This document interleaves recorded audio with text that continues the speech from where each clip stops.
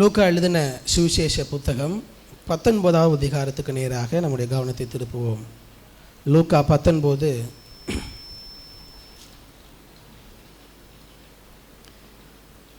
29வது வசனத்தை ஒரு வாசியுங்கள். லூக்கா 19:29.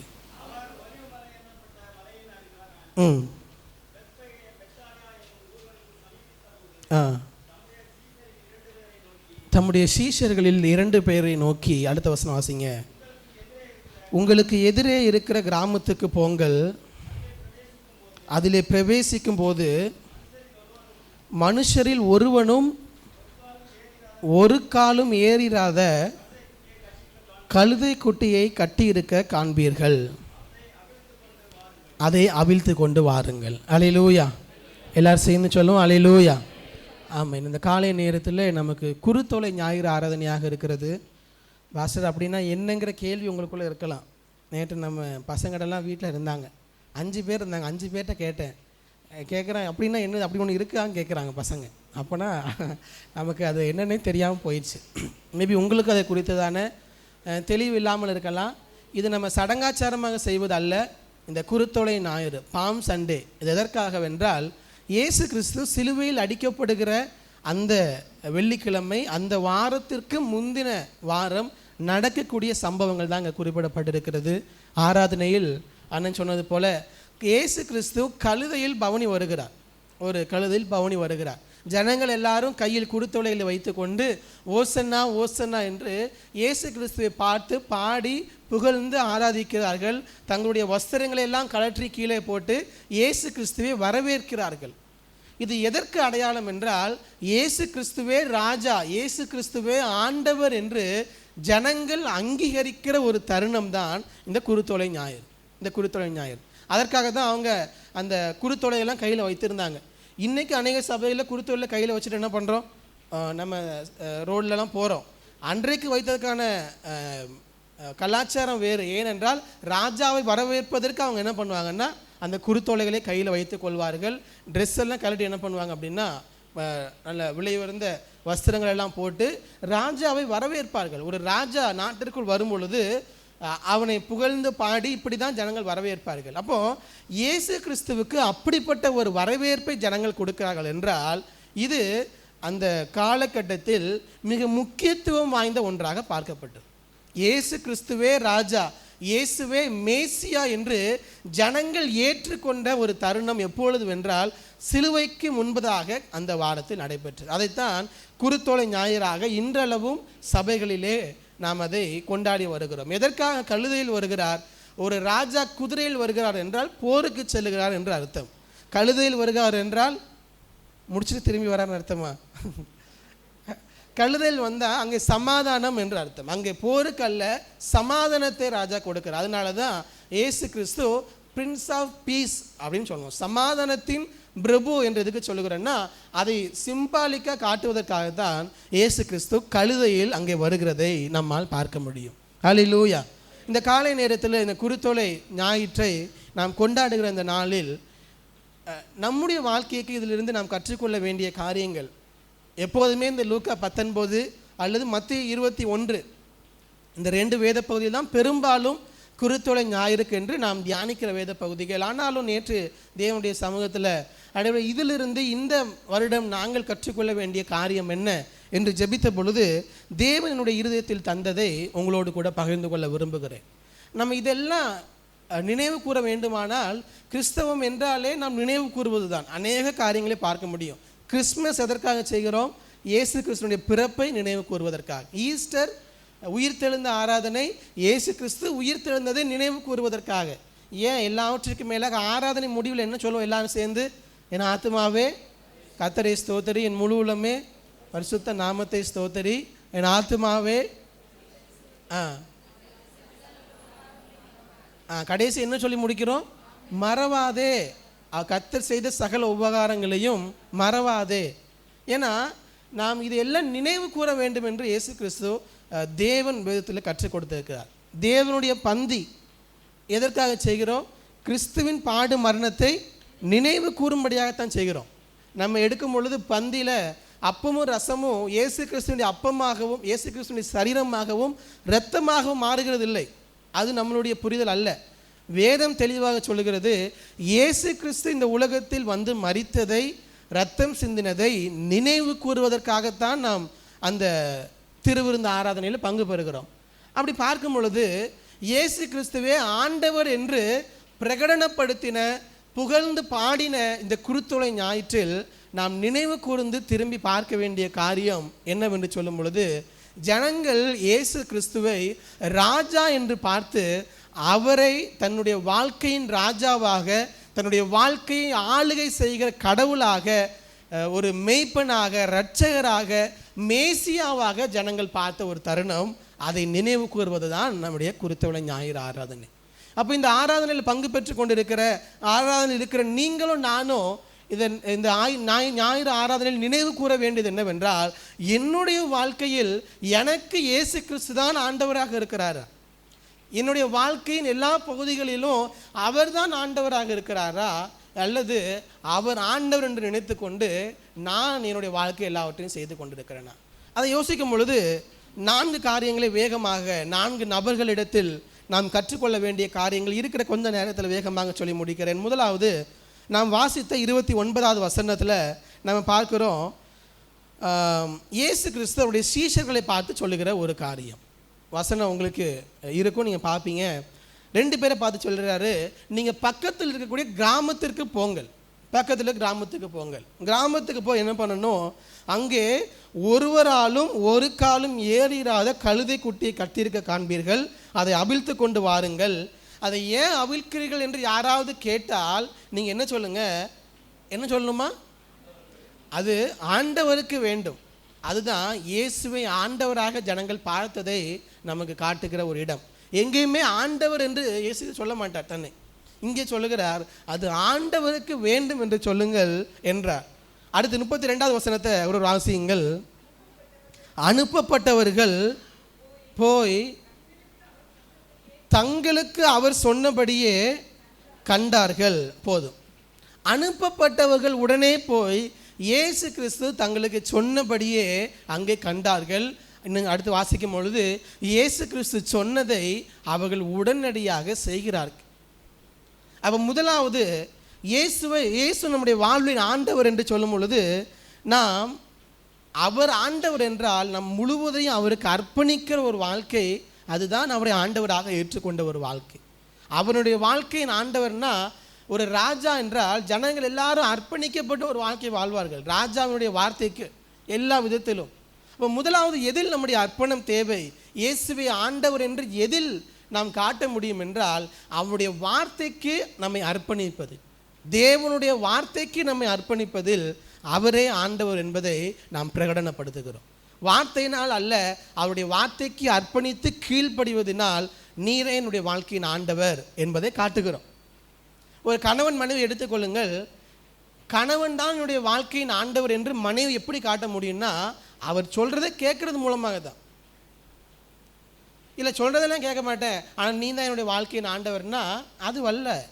அது வார்த்தையில் சொல்லிக்கலாம், நடக்கையில் அல்ல. அதே தான் மனைவிக்கும் கணவனுக்கும். அதனால் இருக்கிற ஆண்கள் எல்லாம் வீட்டில் போய் இது பண்ணி, பாஸ்டரே சொல்லிட்டார் நான் தான் உனக்கு ஆண்டவர்னு. வேதம் 2 பேரையும் ஒன்று போல தான் பார்க்கிறது. அதே தான் மனைவிக்கும், அதே தான் கணவனுக்கும், அதே தான் 2 பேருக்கும் அதே தான். இயேசுவே ஆண்டவர் என்று சொல்லும் பொழுது அவருடைய வார்த்தைக்கு அர்ப்பணிக்கப்பட்ட வாழ்க்கை நம்முடைய வாழ்க்கையில் இருக்கிறதா?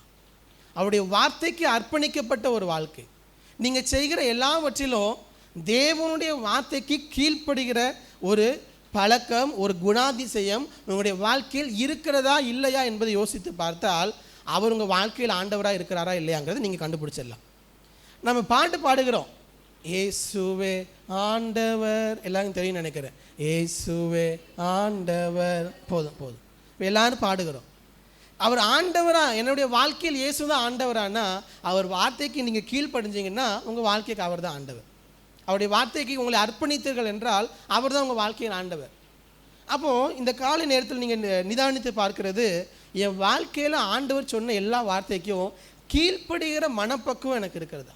தேவனுடைய வார்த்தைக்கு. இன்னும் சொல்லப்போனால் தேவன் சொன்ன காரியம் சாதாரணமானது அல்ல. என்ன சொல்கிறாரு யோசிச்சு பாருங்களேன். நீங்களும் நானும் அந்த இடத்துல இருந்தால் செய்திருப்போமா? கண்டிப்பாக நான் செஞ்சுருப்பேனான்னு ஒரு கேள்வி தான். யாருன்னே தெரியாத ஊர், அங்கே போய் ஒரு கழுதை இருக்கிறது, அந்த கழுதை குட்டி எடுக்கணும், அதை இன்னொரு நபரோட எடுத்துகிட்டு வாங்க கேட்டாங்கன்னு என்ன சொல்லுங்கள்? இது ஆண்டவருக்கு வேணும்னு சொல்லிவிட்டு நீங்கள் எடுத்துகிட்டு வாங்க. ரிக்வெஸ்ட் பண்ண சொல்லலை ஆண்டவர், இது ஆண்டவருக்கு வேணும்ப்பா, இன்ஃபார்ம் பண்ணிவிட்டு நீங்கள் எடுத்துகிட்டு வாங்கங்கிறார். நம்ம பண்ணுவோமா? போய் இன்னொருத்தவங்களுக்குள்ளே எடுத்துகிட்டு வருவோமா? கலரை தோட்டம் வேணும், எல்லாத்தையும் போய் ஆளுக்கு ஒரு 10,000 வாங்கிட்டு வந்துடுவீங்களா? மாட்டோம். அது நமக்கு ரொம்ப கஷ்டமாக இருக்கும். ஈஸியாக இன்னொரு நபர்கிட்ட போய் எடுத்துகிட்டு வர முடியாது. ஆனால் இயேசு கிறிஸ்து சொன்னார், அவ்வளோதான். இயேசு கிறிஸ்து வார்த்தையை சொல்லுகிறார். அதற்கு நான் அதில் என்ன நடக்குது, என்னுடைய வாழ்க்கையில் என்ன நடக்க போகுது, எனக்கு அவமானப்பட போகிறேன்னா, என்ன ஜனங்கள் நிந்திக்க போகிறாங்களா, அவமானப்படுத்த போகிறாங்களா, அதை பற்றிலாம் அவன் கவலையப்படலை. அந்த 2 சீஷர்கள் இயேசு கிறிஸ்து சொன்னார், பக்கத்து ஊருக்கு போங்க, கழுதை குட்டி இருக்கும், எடுத்துகிட்டு வாங்க, கேள்வி கேட்டாங்கன்னா இது ஆண்டவருக்கு வேணும்னு சொல்லுங்கள். யோசிச்சு பாருங்கள், கலட்டின உடனே வந்து செவிட்டில் 2 கொடுத்துருந்தானே என்ன செய்ய முடியும்? வாங்கிட்டு தான் வந்திருப்பாங்க. அதுக்கெல்லாம் ரெடியாக தான் போயிருப்பாங்க. இதெல்லாம் யோசிச்சு தான் செஞ்சுருப்பாங்க தானே, அப்படி தானே? அப்போது தேவ வார்த்தை என்று வரும்பொழுது எதிர வரக்கூடிய சூழ்நிலைகளை யோசித்து வார்த்தைக்கு கீழ்ப்படியாமல் போய்விடக்கூடாது. எஸ், எல்லா நேரத்திலும் தேவனுடைய வார்த்தை வாழைப்பழத்தை உரித்து நம்முடைய வாயில் கொடுப்பது போலவே இருக்காது. கொஞ்சம் கஷ்டப்படுவது போல தான் இருக்கும். சில நேரத்தில் தேங்காவை உடைப்பது போல கஷ்டப்பட்டு உடைத்து பிரித்து தான் உள்ள இருக்கிறது எடுக்க முடியும். கஷ்டப்படாமலே வார்த்தை வேணும்னா, வார்த்தை கீழ்ப்படியணும்னா எல்லா நேரத்திலையும் முடியாது. ஒரு சில நேரங்களில் தேவன் சொல்லுகிற வார்த்தை கீழ்ப்படியும் பொழுது நாம் ஒரு சில குணாதிசயங்களை நம்முடைய வாழ்க்கையில் மாற்ற வேண்டியது இருக்கும், மாற்றிக்கொள்ள வேண்டும். பேதுரு செய்கிறார், அவ்வளோ நேரம் வலையை போடுகிறார், கிடைக்கல, ஆண்டவர் இந்த சைடு போடுங்கிறாரு. பேதுரு சொல்லியிருக்கலாம், நான் எப்போதும் வலை போடுறவன், பிறந்ததிலிருந்து நான் மீனவன், எனக்கு தெரியாதா? ஆனாலும் இயேசு கிறிஸ்து சொல்லுகிறார், ரொம்ப தெளிவாக சொல்கிறார் லூக்கா 5, இவ்வளோ நேரம் முயற்சி பண்ண ஒன்றுமே கிடைக்கல, ஆகிலும் உன்னுடைய வார்த்தையின்படி என்ன பண்ணுறேன், வலையை போடுகிறேன்னு சொல்லுங்கள். அதுதான் இயேசுவை ஆண்டவராக உங்களுடைய வாழ்க்கையில் நீங்கள் காட்டுகிற ஒரு இடம். உங்களை சுற்றி இருக்கிற நபர்களிடத்தில், குடும்பத்தினிடத்தில் அவருடைய வார்த்தைக்கு கீழ்ப்படிவதன் மூலம், அவருடைய வார்த்தைக்கு உங்களை அர்ப்பணிப்பதன் மூலம் அவர் தான் உங்கள் வாழ்க்கையின் ஆண்டவர் என்பதை காட்டுகிறீர்களா? நிதானித்து பாருங்கள். ஸோ அந்த சீஷர்கள் எப்படி காட்டினார்கள்? தேவனுடைய வார்த்தைக்கு தங்களை அர்ப்பணிப்பதன் மூலம் இயேசுவை ஆண்டவர் என்பதை காட்டுகிறார்கள். 2வதாக நான் செய்கிறேன், இந்த இடத்தில் குறிப்பிடப்படவில்லை அந்த நபரை குறித்து. அந்த கழுதையினுடைய ஓனர், அவரை குறித்து யோசிச்சிருக்கீங்களா? எனக்கு அது இந்த பகுதி வாசிக்கும் பொழுது, இன்றைக்கு கழுதை என்று சொல்லும் பொழுது நமக்கு ஒரு கேவலமான ஒரு இதாக பார்க்கலாம் நம்ம. ஏன்னா இன்றைக்கு அவ்வளோ மதிப்பு இல்லை கழுதைக்கு. ஆனால் அன்றைக்கு கழுதை ராஜாவே இதில் தான் வருவார்னா கழுதையில் தான் வருவார். சாலமோனை எப்படி அபிஷேகம் பண்ணினாங்க வாசித்தவர்களுக்கு தெரியும். குதிரையிலே கூட்டிகிட்டு வந்தாங்க, கோவேறு கழுதையெல்லாம் கூட்டிகிட்டு வருவாங்க. கழுதையில் வைத்து தான் அவனை அழைத்து வந்து அவனை ராஜாவாக அபிஷேகம் பண்ணுவார்கள், ஊர்வலம் கூட்டிகிட்டு வருவாங்க. அப்போது ராஜா செல்லுகிற ஒரு வாகனம். இன்றைக்கி நம்ம பிரைம் மினிஸ்டர் போகிற ஒரு கார், என்ன கார் வச்சுருப்பார்? ஹோல்ஸ்வாகனா, சரி, ஏதோ ஒரு பெரிய காரு. நீங்கள் அந்த கார் வாங்கியிருக்கீங்க, நீங்கள் அந்த கார் வச்சுருக்கிறீங்க, நீங்கள் அந்த காரை யூஸ் பண்ணவே இல்லை, புது கார். ஏன்னா வசனம் அப்படி தான் சொல்லுது, இதுவரை ஒருவனும் ஏறிராத கழுதை குட்டை கட்டி இருக்கும். புதுசாக வாங்கி எல்லாம் பே பண்ணி வாங்கிட்டு வந்து வீட்டில் விட்டுருக்குறீங்க. ஒருத்தர் வந்து இது ஆண்டவருக்கு வேணும்னு சொல்லி கேட்டார்னா என்ன செய்வோம்? நேற்று இதை வாசிக்கும் போது நான் யோசித்தேன், அப்படி தான். ஒருவேளை நாளைக்கே வந்து யாராவது உங்கள் கார் ஆண்டவருக்கு வேணும்னு கேட்டாங்கன்னா என்ன செய்வேன்னு யோசித்து பார்த்தேன். அதே தான் உங்கள் எல்லாருக்கும், உங்கள்கிட்ட இருக்கிற பெரிய பொருள் ஏதோ அதை யோசித்து பார்த்துக்கோங்க. அவ்வளோ ஈஸியான காரியம் கிடையாது கொடுக்குறது. அந்த நபரை குறித்து அவ்வளோ சொல்லாட்டாலும் அவ்வளோ ஈஸியான காரியம் கிடையாது. வசனத்தில் அவர் நோ சொன்னார், எதுவுமே குறிப்பிடப்படவே இல்லை. 34 வசனத்தை வாசிங்க. அதற்கு அவர்கள் அது ஆண்டவருக்கு வேண்டும் என்று சொல்லி, அவ்வளோதான், அது இயேசுவினிடத்தை கொண்டு வந்து. அப்புறம் என்ன அர்த்தத்தில் என்ன மறைமுகமாக இருக்கிறது? ஏன் அவிழ்க்கிறீங்கன்னு கேட்குறாரு. இது ஆண்டவருக்கு வேணும்னு சொல்லிட்டாருங்க. அதுக்கு அவர் கொடுத்த ரிப்ளை இங்கே கொடுக்கப்படலை. அப்புறம் என்ன அர்த்தம்? அவர் எந்த அப்போசிஷன் அங்கே பண்ணவே இல்லை. அது ஆண்டவருக்கு வேணும்னு சொல்லி உடனே இயேசுவினிடத்தில் எடுத்து வந்துட்டாங்க. அப்படின்னா எந்த கேள்வியும் கேட்கல, இது ஆண்டவருக்கு வேணுமா எடுத்துக்கோங்க, ஏன்னா இயேசு தான் என் வாழ்வின் ஆண்டவர், அவர் தான் எனக்கு எல்லாம். எப்படி காட்ட முடியும்? அவருடைய வார்த்தைக்கு உங்களை அர்ப்பணிப்பதன் மூலம் அவர் தான் உங்களுடைய வாழ்வின் ஆண்டவர் என்பதை காட்ட முடியும். 2வதாக எதன் மூலம் காட்ட முடியும்னா உங்களுடைய பொருளாதாரத்தை தேவனுக்கு சமூகத்தில் கொடுப்பதன் மூலம், அர்ப்பணிப்பதன் மூலம். உங்களுடைய finance, submit your finance to God.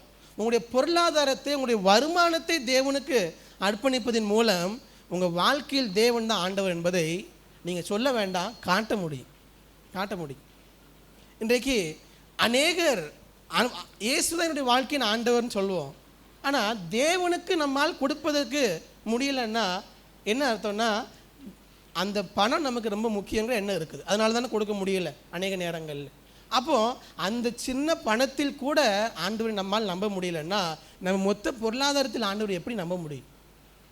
எப்படி ஆண்டவரை நம்புகிறோம் என்று சொல்ல முடியும்? வசனம் ரொம்ப தெளிவாக சொல்லுகிறது. டியூட்ரானமி, உபாகமம் 8:18 வாசிங்க. உபாகமம் 8:18 வேகமாக. ஆ ஆ ஆ ம் ம் ம் ம் போதும். கடைசி பகுதியை மாத்திரம் பாருங்க. இந்நாளில் உனக்கு உண்டாயிருக்கிறது போல ஐஸ்வர்யத்தை சம்பாதிக்கிறதுக்கான பலனை உனக்கு கொடுக்கக்கூடியவர். அப்போ இன்னைக்கு நீங்களும் நானும் வேலைக்கு போறீங்க, சம்பாதிக்கிறோம், மாதந்தோறும் நம்முடைய குடும்பம் தடையில்லாமல் ஓடிக்கொண்டிருக்கிறதுனா நீங்கள் நினச்சிட்டு இருக்கலாம், நான் நினச்சிட்டு இருக்கலாம் நம்முடைய தாளந்தினாலும் திறமையினாலும் சம்பாதிக்கணும் குடும்பம் ஓடுகிறது என்று. இல்லை, ஐஸ்வர்யத்தை சம்பாதிக்கிறதற்கான பலனை உங்களுக்கு கொடுக்கறது யாரு? சவுண்டே வரமாட்டேங்குது. ஆண்டவர். அது விசுவாசிக்கிறீங்களா?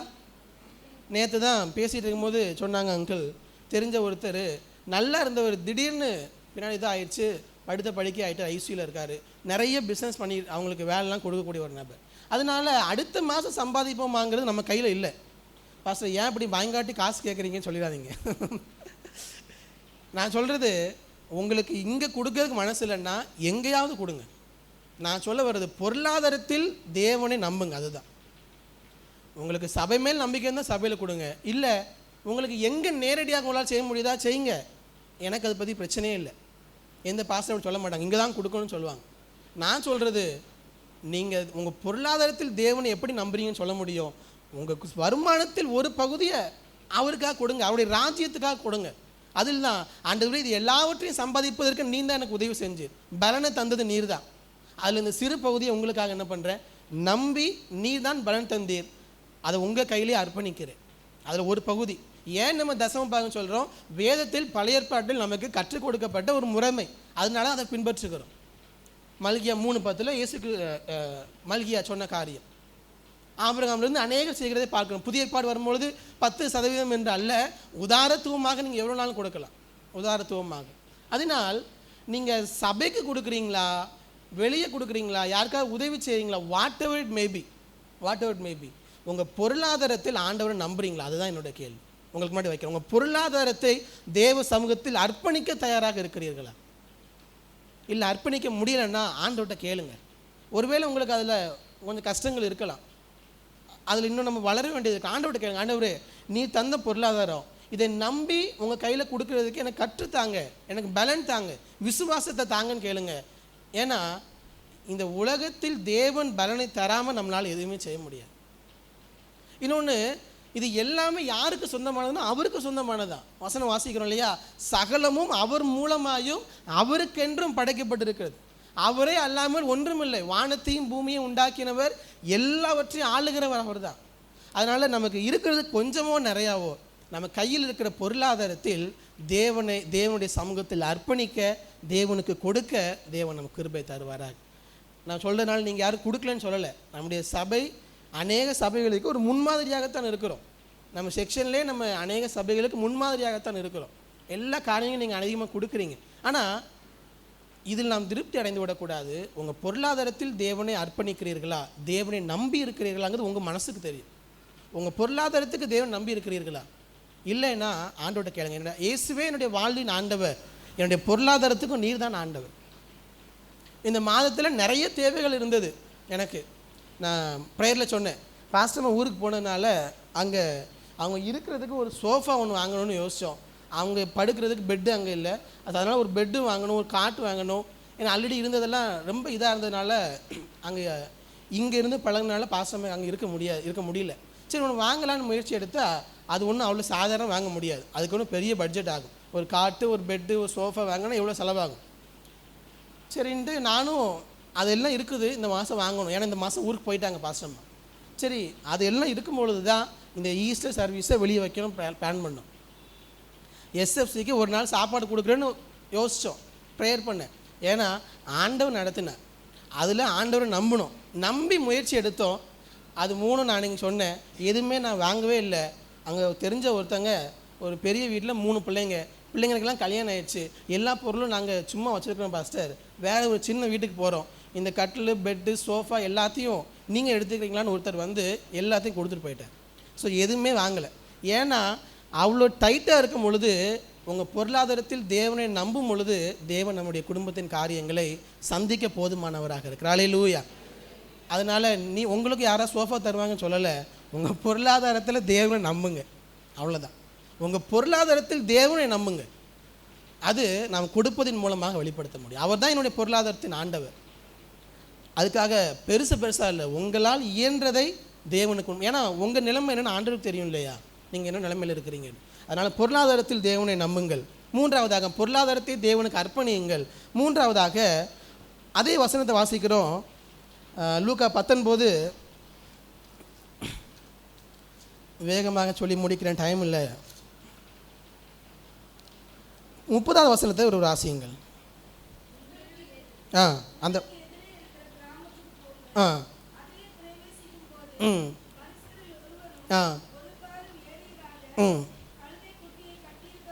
போதும். 35வது வசனத்தை வாசிங்க. அதை இயேசுவினிடத்தில் கொண்டு வந்து போதும். நம்ம கழுதையோட ஓனரை குறித்தே யோசிச்சிருக்க மாட்டோம், அந்த கழுதையை குறித்து யோசிச்சு பாருங்கள் கொஞ்சம். அதிலிருந்து நாம் கற்றுக்கொள்ள வேண்டிய ஒரு காரியம். நேற்று தான் நான் யோசித்தேன், வசனம் ரொம்ப தெளிவாக சொல்லுது, இது வரைக்கும் யாரும் அந்த கழுதை மேலே என்ன பண்ணல, ஏறலை. அது கழுதை கூட கிடையாது, கழுதை குட்டி. ஆங்கிலத்தில் ரொம்ப தெளிவாக இருக்குது, தமிழ்லேயும் இருக்குது, கழுதை குட்டின்னு தான் இருக்குது. அப்படின்னா கோல்ட் அப்படின்னு இருக்கும் ஆங்கிலத்தில். அதுக்கு என்ன அர்த்தம்னா, இன்னும் தன்னுடைய அம்மாவை விட்டு அது பிரிந்து வரவில்லை, அம்மா கூட தான் இருக்குது அந்த கழுதை குட்டி. ஆனால் கொஞ்சம் வளர்ந்த யங் அனிமல் அப்படின்னு எடுத்துக்கலாம். ஸோ அந்த நிலைமையில் இருக்கிற கழுதை இது வரைக்கும் எந்த மனிதனும் அதன் மேல் ஏறவில்லை. அதான் வசனம் ரொம்ப தெளிவாக சொல்லுது, ஒருவரும் ஏறிராத ஒன்று. திடீர்னு அதை எடுத்துகிட்டு வராங்க, அந்த கழுதை குட்டியின் மேலே இயேசு கிறிஸ்துவை ஏறி உட்கார வைக்கிறாங்க. இது வரைக்கும் யாருமே ஏறல, திடீர்னு ஏறுறாங்க. அது உடனே அமைதியாக போகணும்னு நினைக்கிறீங்களா? கண்டிப்பாக போகாது. ஆனால் இங்கே ஏதாவது சொல்லப்பட்டிருக்குதா, இயேசு ஏறினவுடனே இது மிரண்டது, பயந்து ஓடியது, எதுவும் இல்லை. அது அமைதியாக போகுது. அப்போ தான் ஒன்று என்னுடைய இருதயத்தில் ஆண்டவர் உணர்த்தினார், அந்த கழுதை கூட தன்னுடைய வாழ்க்கையை தேவனுக்கு என்ன பண்ணியிருக்கு அப்படின்னா அர்ப்பணித்து இருக்குது. அது வரைக்கும் யாருமே மேலே ஏறலை, அவ்வளோ வெயிட் அது சுமந்துருக்குமான்னு தெரியல. It was a young one, ரொம்ப இளமையான ஒரு கழுதை குட்டி. அவ்வளோ வெயிட் அதனால் தாங்க முடியுமான்னு தெரியலை. இது வரைக்கும் அந்த அனுபவமும் இல்லை. திடீரென்று ஒரு அழுத்தம், திடீரென்று அம்மா கூடவே இருந்தது தனியாக பிரிந்து வருகிறது, அதனுடைய கம்ஃபர்ட் ஜோன் உடைக்கப்படுகிறது. ஆனால் இது எல்லாத்துலேயும் ஒன்று பார்க்குறோம், இது இன்றைக்கு நியமிக்கப்பட்டது அல்ல, சகரியா 9:9 நியமிக்கப்பட்டது. வசனத்தை ஒருத்தர் வாசிங்க, சகரியா 9:9. வேகமாக ஒரு வாசிங்க, டைம் ஆயிடுச்சு. சகரியா 9:9. சீயோன் குமாரத்தியே மிகவும் களி கூறு,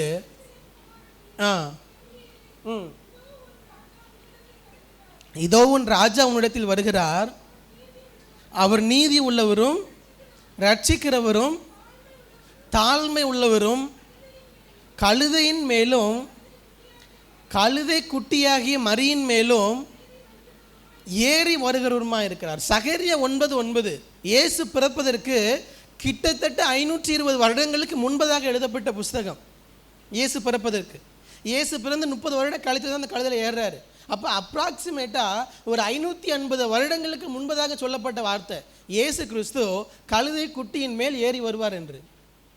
இந்த கழுதை நினச்சி பார்த்துருக்குமா நம்ம தான் அந்த கழுதை குட்டியாக இருப்போன்ட்டு? இல்லை. ஆனால் அந்த கழுதை குட்டி அம்மாவிட பிரிந்துச்சு, உண்மைதான். அதன் மேல் ஒரு பெரிய பாரம் சுமத்தப்பட்டது. இயேசு கிறிஸ்துவின் வெயிட் எவ்வளோ இருந்திருக்கும் நமக்கு தெரியாது.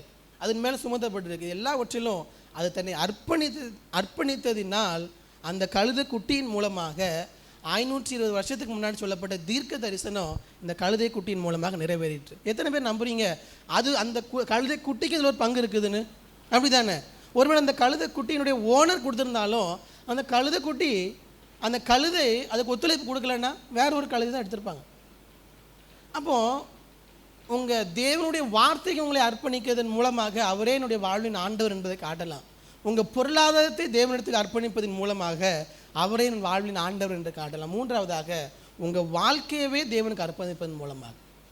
அதில் குறிப்பாக நான் சொல்கிறேன், ஆண்டவர் உங்களுடைய கம்ஃபர்ட் ஜோனை உடைக்கிறாரா? ஆண்டவர் உங்கள் வாழ்க்கையின் மூலமாக அவர் செய்ய விரும்புகிற காரியங்களை செய்வதற்காக உங்களை நடத்தி செல்லுகிறார். உங்கள் கம்ஃபர்ட் ஜோன் நான் சொல்கிறேன், உங்களுக்கு புரியும் நினைக்கிறேன். புரியுது இல்லையா எல்லாருக்கும்?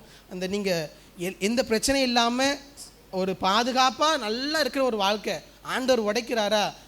ஏன்னா உடைப்பதன் மூலம் அவருடைய திட்டம் உங்கள் வாழ்க்கையில் நிறைவேறும். ஆண்டவருடைய சித்தம் உங்கள் வாழ்க்கையில் நிறைவேறும். அதுக்காக தான் உடைக்கிறார். கொஞ்சம் அட்ஜஸ்ட் பண்ணுங்கள், ஆண்டவருக்கு ஒத்துழைப்பு கொடுங்க, அவருடைய சத்தத்தை கேளுங்க. உங்கள் மூலமாக தேவ சித்தம் இந்த உலகத்தில் நிறைவேறும், தேவனுடைய ராஜ்யத்தில் ஸ்தாபிக்கப்படும். ஆனால் எதற்கென்று அப்போ கழுத குட்டிக்கு தெரியாமல் இருந்திருக்கலாம். ஆனால் இன்றைக்கு வரைக்கும் அதை குறித்து வாசிக்கிறோம். இயேசு ராஜாவாக செல்லுகிறார். ஏறி உட்கார வைக்கும்போது கஷ்டமாக இருந்திருக்கும். ஆனால் கொஞ்ச நேரம் பார்க்கும்போது எல்லாரும் என்ன பண்ணுறாங்க, அதை பார்த்து பாடுகிறார்கள். முன்னாடி அந்த கழுத குட்டிக்கு மேலே என்ன பண்ணுறாங்க, வஸ்திரங்களை விரிக்கிறார்கள். அப்போ உங்கள் வாழ்க்கையை தேவனுக்கு அர்ப்பணிங்க. என்னுடைய வாழ்க்கையில் தேவன் அனுமதிக்கிற சூழ்நிலைகள், ஒரு சில புது அனுபவங்கள் ஆண்டவர் தரலாம், ஒரு சில உடைக்கப்பட்ட அனுபவங்கள் ஆண்டவர் தரலாம். அம்மா விட்டு பிரிகிற போல பிரிகிற அனுபவங்கள் இருக்கலாம் நம்முடைய வாழ்க்கையில் ஒரு சில நேரங்களில். அது எல்லாம் ஆண்டவர் உங்களை கொண்டு, அந்த கழுத குட்டியை கொண்டே ஆண்டவர் அவருடைய தீர்க்க தரிசனத்தை நிறைவேற்ற முடியும், அவருடைய வார்த்தையை நிறைவேற்ற முடியும். இன்றைக்கி நம்ம எல்லாம் அதை பற்றி பேசுகிறோன்னா அதை விட நீங்களும் நான் எவ்வளோ விசேஷித்தவர்கள். ஏன் செய்யலைன்னா அதே போல் நம்மால் வாழ்க்கையை ஆண்டவருக்கு அர்ப்பணிக்க நாம் தயாராக இல்லை. பொதுவாகவே மனிதர்களுக்கு இருக்கக்கூடிய ஒரு மனப்பான்மை என்னவென்றால், we are not ready for the change. ஒரு சேஞ்சுக்கு நம்ம எப்போதுமே ரெடியாக இருக்க மாட்டோம். இருப்பதிலேயே நாம் இருக்கணும். ஒரு மாற்றத்துக்கு எப்போதுமே நம்ம ரெடியாக இருக்க மாட்டோம். ஆனால் கழுகு என்ன பண்ணுவோம் அப்படின்னா, அதனுடைய கழுகு குஞ்சுகள் வளருவதற்காக அந்த கூட்டை என்ன பண்ணும் அப்படின்னா கலைத்து ஒன்றும் இல்லாமல் பண்ணிடும்.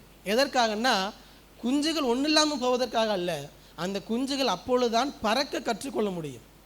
அந்த குஞ்சுகள் அப்பொழுது தான் அடுத்த நிலைமைக்கு செல்ல முடியும். அதுக்காக தான் அந்த கம்ஃபர்ட் ஜோனை உடைக்கும். அது வரைக்கும் நல்லா அம்மா கூட இருந்திருக்கும், அந்த குஞ்சுகள் எல்லாம் நல்லா சாப்பிட்ருக்கோம், எல்லாம் செஞ்சுருக்கோம். திடீர்னு எல்லாத்தையும் உடைச்சிட்டு பறக்க கீழே விடும், அழுதுகிட்டே பறக்கும். ஆனால் தேவன் பறக்க கற்றுக் கொடுக்கிறார். உங்களுடைய வாழ்க்கையில் தேவன் உடைக்கிற ஒவ்வொரு அனுபவமும் நீங்கள் அடுத்த நிலைமைக்கு செல்வதற்காக, அடுத்த நிலைமைக்கு உங்களுடைய வாழ்க்கையை எடுத்து செல்வதற்காக. இன்னும் சொல்லப்போனால் அடுத்த நிலைமை என்று சொல்வதை விட தேவ சித்தம், தேவன் நோக்கம், தேவன் தந்த வார்த்தை உங்கள் வாழ்க்கையில் நிறைவேறுவதற்காக தேவன் உங்களை அடுத்த நிலைமைக்கு எடுத்து செல்லுகிறார். அதுக்கு உங்கள் வாழ்க்கையை தேவனுக்கு முழுவதுமாக அர்ப்பணிக்க. ஆண்டவரே என்னை உடைக்கிறீங்களா, அதுக்கும் ஓகே. புது அனுபவத்தை தருகிறீங்களா, ஓகே. ஒரு இடத்துல இருந்து என்னை பிரித்து எடுத்து வரீங்களா, ஓகே. புது ஊழியங்களை தரீங்களா, ஓகே. எல்லாவற்றிற்கும் ஆண்டவருக்கு ஓகே. ஆண்டவர் திறக்கிற எந்த கதவுக்கு என்ன கிடையாது, நோவே சொல்லக்கூடாது. ஏன்னா ஆண்டவர் திறக்கிற கதவுக்கு நம்ம நோ சொல்லும் பொழுது ஆண்டவர் என்ன பண்ணுவார்னா எஸ் சொல்கிற இன்னொருவரை பார்ப்பார். போன வாரம் மாலை 6 சொல்லிக் கொடுத்தேன், உங்கள் கிரீடத்தை ஒருவன் எடுத்துக்கொள்ளாதபடி என்ன பண்ணணுமா, ஜாக்கிரதையோடு இருங்க. அப்புறம் என்ன அர்த்தம், உங்களுக்கென்று தேவன் வைத்திருக்கிற கிரீடத்தை ஒருவர் எடுத்துக்கொள்ள முடியும், வாய்ப்பு இருக்கிறது. நீங்கள் ஆண்டவர் சித்தத்தை செய்து பெற வேண்டிய கிரீடத்தை நீங்கள் செய்யலைன்னா, உங்கள் வாழ்க்கையின் மூலமாக நிறைவேறலைன்னா, நிறைவேற்றக்கூடிய இன்னொரு நபர் அதை செய்வாங்க, அதை வாங்கி கொண்டு போவாங்க. யூதாசுக்கு வைத்திருந்த கிரீடம் கிடைக்கவில்லை, அவனுக்கு யாரோ எடுத்துக்கொண்டார்கள். பவுல் எடுத்துக்கொண்டார், பவுல் ஊழியத்தை செய்கிறார். அதனால் தேவ வார்த்தைக்கு உங்களை அர்ப்பணிங்க, உங்கள் பொருளாதாரத்தை தேவனுக்கு அர்ப்பணிங்க, உங்கள் வாழ்க்கையை தேவனுக்கு அர்ப்பணிங்க. தேவன் உங்களுடைய வாழ்க்கையில் நடத்துகிற ஒவ்வொரு சூழ்நிலையிலும் ஆண்டவருடைய சமூகத்தில் உங்கள் வாழ்க்கையை அர்ப்பணித்து அவரோடு இணைந்துருங்க. அவருடைய வார்த்தையும் வாக்குத்தத்தங்களும் தீர்க்க தரிசனங்களும் அவர் எடுத்து செல்ல வேண்டிய இடத்திற்கு உங்களை சரியாக எடுத்து செல்ல தேவன் போதுமானவராக இருக்கிறார். அல்லேலூயா.